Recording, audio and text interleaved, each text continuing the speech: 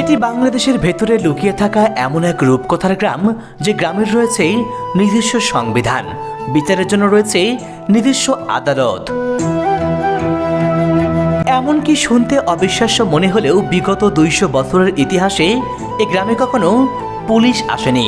এ গ্রামের কোনো মানুষকে যেতে হয়নি সরকারি আদালতে। কোনো পুলিশের কাছে যেতে হয় না বা থানায় যেতে হয় না, এবং সেখানে থানা থেকেও কোনো পুলিশ আসে না। এটা এই গ্রামের একটি ঐতিহ্য এবং বৈশিষ্ট্য। যেখানে সামান্য মতবিরোধে সমাজ টুকরো টুকরো হয়ে যায়, সেখানে এই গ্রামের 13টি পাড়ার সকল মুসল্লি কাঁধে কাঁধ মিলিয়ে নামাজ পড়েন একটি মাত্র কেন্দ্রীয় মসজিদে। আমার গ্রামে একটা কোনো গন্ডগোল নাই, বুঝে এক মসজিদে আমরা নামাজ পড়ি। এই গ্রামে 13টা পাড়া রয়েছে, আর এই 13টা পাড়া মিলে সবাই কিন্তু এই এক মসজিদে নামাজ পড়ে। এ গ্রামের শতভাগ মানুষ শিক্ষিত, কারণ এখানে সবার জন্য ন্যূনতম এসএসসি পর্যন্ত পড়াশোনা করা বাধ্যতামূলক। এই গ্রামে বাধ্যতামূলকভাবে সবাইকে এসএসসি পর্যন্ত পড়ালেখা করতে হয়। শুধু তাই নয়, এ গ্রামে বাল্যবিবাহের কোনো সুযোগ নেই, নেই কোনো অপরাধের ছোঁয়া। পুরো গ্রামে একজন তরুণ তরুণীও মাদক গ্রহণ করে না। বাল্যবিবাহ নেই বলে চলে, মানে একদম নিষেধ গ্রাম থেকে। যার ফলে এখানে মাদকের কোনো কারবার নেই এবং ইফটিজিং নেই। এগুলো সামাজিকভাবে খুব ফলো করা হয় এবং কঠোর আইন মুরব্বীদের মাধ্যমে পালন করা হয়ে থাকে।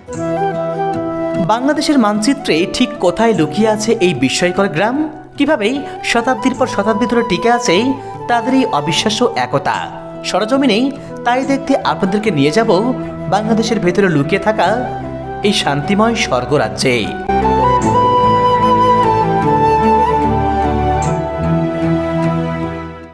আসসালামু আলাইকুম, সবাইকে নাটোর থেকে শুভেচ্ছা জানাচ্ছি। আমি শাহেদ আল হাসান।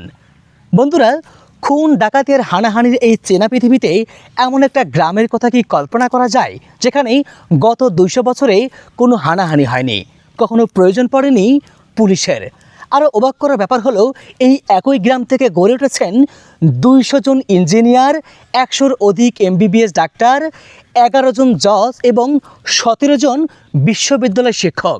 বন্ধুরা, বলছিলাম নাটোর জেলার সিংড়া উপজেলার হুলহুলিয়া আদর্শ গ্রামের কথা, যে গ্রামটি এখন বাংলাদেশের সবথেকে নিরাপদ এবং মডেল গ্রাম হিসেবে পরিচিত।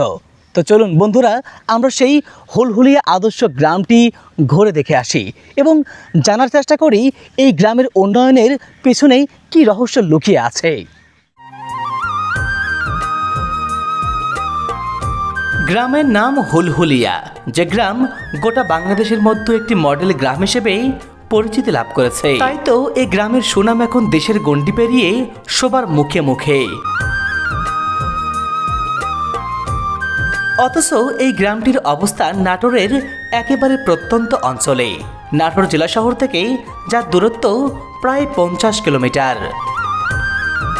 এটি সিংড়া উপজেলার চৌগ্রাম ইউনিয়নের অংশ হলেও নিজস্ব শাসন ও বিচার ব্যবস্থার জন্য গ্রামটি দেশ জুড়ে আদর্শ গ্রাম হিসেবে পরিচিত।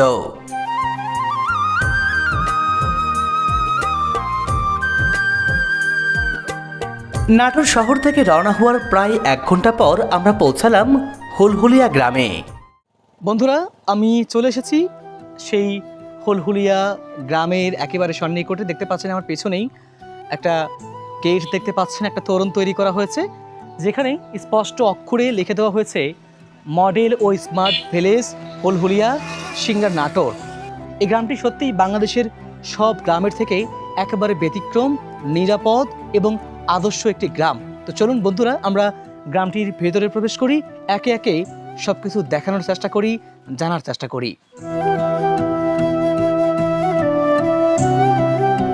গ্রামটিতে প্রবেশের পর শুরুতেই রাস্তার পাশে চোখে পড়বে হুলহুলিয়া সামাজিক উন্নয়ন পরিষদ ভবন। মূলত এই সামাজিক উন্নয়ন পরিষদের মাধ্যমেই গ্রামটি পরিচালিত হয়। মানুষ হিসেবে প্রত্যেকটা সমাজেই কিছু গণ্ডগোল ফাসাদ হয়েই থাকে। তো স্বাভাবিকভাবে এখানে যদি সাধারণত হয় না, তারপরেও যদি হয়, এরা পরস্পরে সেগুলো, এখানে যে সামাজিক পরিষদ আছে তারা পরস্পরে এগুলো নিরসন করে, নিজেদের মধ্যে ভেদাভেদ এগুলো যে সমস্যাগুলো রয়েছে পরস্পরে তারা এগুলো নিরসন করে। এজন্য পুলিশের কাছে যেতে হয় না বা থানায় যেতে হয় না, এবং সেখানে থানা থেকেও কোনো পুলিশ আসে না। এটা এই গ্রামের একটি ঐতিহ্য এবং বৈশিষ্ট্য। গ্রাম চলে, গ্রাম পরিষদ আছে আমাদের।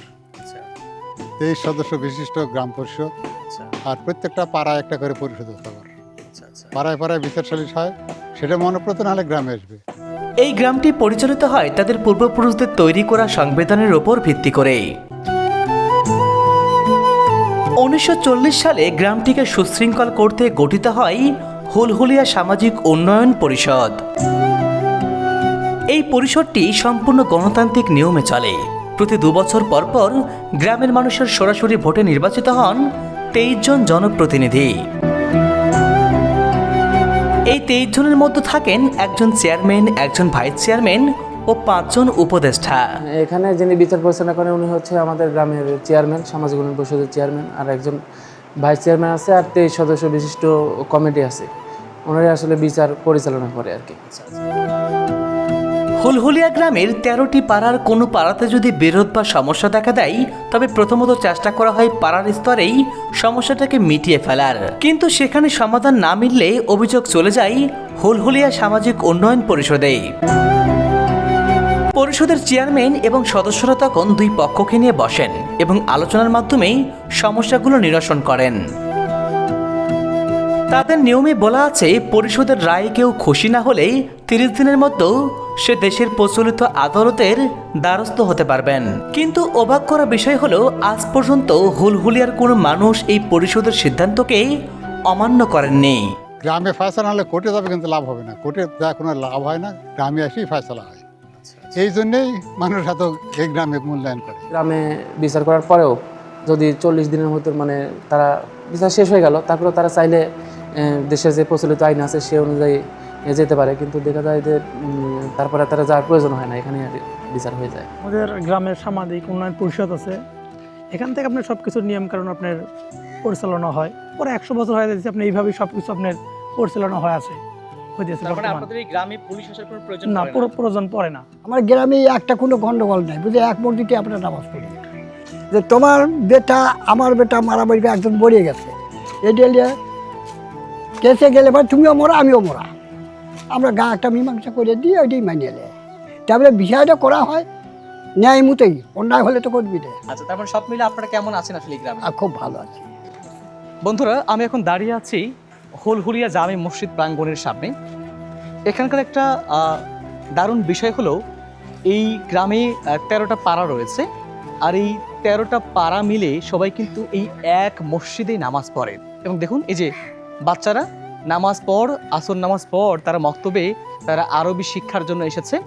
এবং এখানে এই মসজিদে শিক্ষক নিয়োজিত করা হয়েছে, যারা এই কোমলমতি শিশুদেরকে আরবি পড়ায় পারদর্শী করে তুলছে, আরবি পড়া শেখাচ্ছে। সত্যি এই গ্রাম যে একটা আদর্শ গ্রাম, প্রতিটা আনাচে কানাচে তারই যেন নজির দেখতে পাচ্ছি। আলহামদুলিল্লাহ, আমি দীর্ঘদিন ধরে এই গ্রামের এই মসজিদে ইমামতি করছি।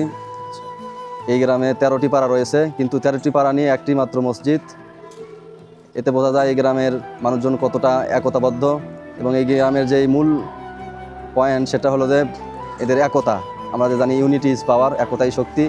এই গ্রাম যে পুরা বাংলাদেশ সহ পুরো বিশ্বের মধ্যে নাম করা, এদের একতা এবং সততা এবং শিক্ষা, এই 3টা জিনিসের সমন্বয়ের কারণে এদের এত সুনাম। এবং এদের মধ্যে কোনো ধর্মীয় ভেদাভেদ বা হানাহানি মারামারি নেই। বিভিন্ন ধর্মের মানুষ এখানে একসঙ্গেই তারা থাকে। বন্ধুরা, হুলহুলিয়া গ্রামটি যেমন পারস্পরিক একতার মেলবন্ধনে সেরা, তেমনি গ্রামটি আলো ছড়ানো এক মেধার খনি। ছোট্ট এই গ্রামটি দেশকে উপহার দিয়েছে 107 জন MBBS ডাক্তার, 200 জনেরও বেশি BSc ইঞ্জিনিয়ার, 7 জন জাজ ও 1 জন রানিং বিচারপতি। এই গ্রামের প্রায় 200 জনের মতো ডাক্তার আছে এবং 250 জন ইঞ্জিনিয়ার। এনারা দেশের বিভিন্ন জায়গায় তারা সেবা দিচ্ছেন, এমনকি বিদেশেও বিভিন্ন কলেজ ইউনিভার্সিটিতে এই গ্রামের অনেক আদর্শ মানুষ আছে, তারা সেখানে তাদের শিক্ষার আলো ছড়িয়ে দিচ্ছেন। হুলহুলিয়া গ্রামের অনেক কৃতি সন্তান, অনেক মেধাবী সন্তান, যারা রাষ্ট্রের বিভিন্ন গুরুত্বপূর্ণ পদে দায়িত্ব পালন করছেন। সামাজিক ইউনিয়ন পরিষদের প্রতিটা দেওয়ালে তাদের গ্রামের যে কৃতি সন্তানরা রয়েছে, তাদের ছবি, তাদের ইতিহাসগুলো লিখে রাখা হয়েছে। জনাবা ফাহমিদা কাদের, মাননীয় বিচারপতি হাইকোর্ট, উনি কিন্তু এই হুলহুলিয়া গ্রামেরই সন্তান, যিনি বর্তমানে হাইকোর্টের মাননীয় বিচারপতি হিসেবে দায়িত্ব পালন করছেন।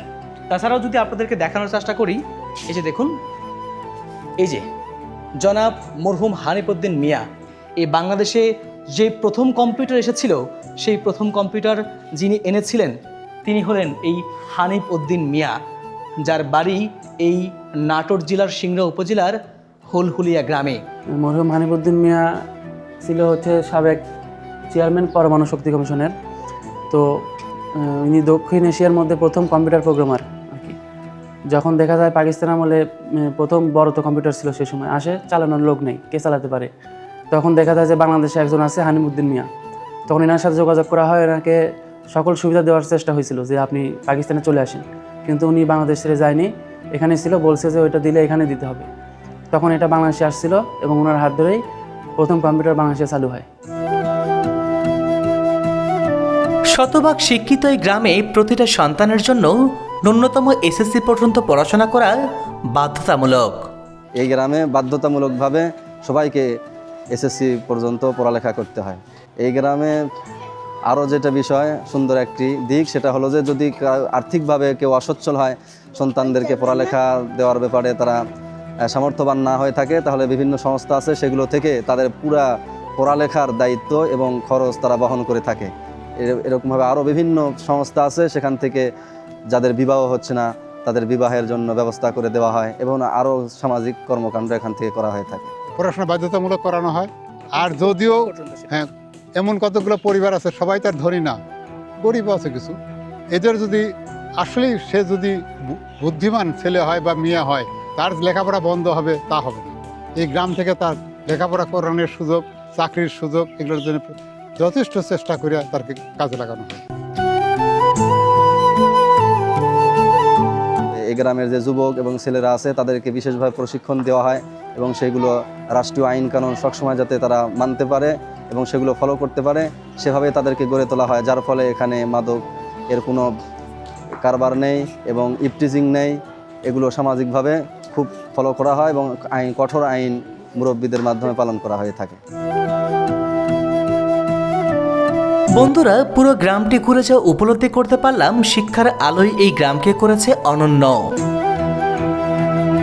তাই এখানে কোনো মাদক নেই, নেই কোনো বাল্যবিবাহের অভিশাপ। সব ভেদাভেদ ভুলে সুখে দুঃখে এই গ্রামের প্রতিটা মানুষ যেভাবে মিলেমিশে বসবাস করে তা গোটা বাংলাদেশের কাছেই এক অবিশ্বাস্য দৃষ্টান্ত। বাংলাদেশের যত আরও অন্যান্য গ্রাম আছে, যদি এখানে এই গ্রামের যে শিক্ষা এবং একতা এটা যদি আমরা ফলো করতে পারি, আমাদের বাংলাদেশের অন্যান্য গ্রামগুলো একটা আদর্শ গ্রামে পরিণত হবে।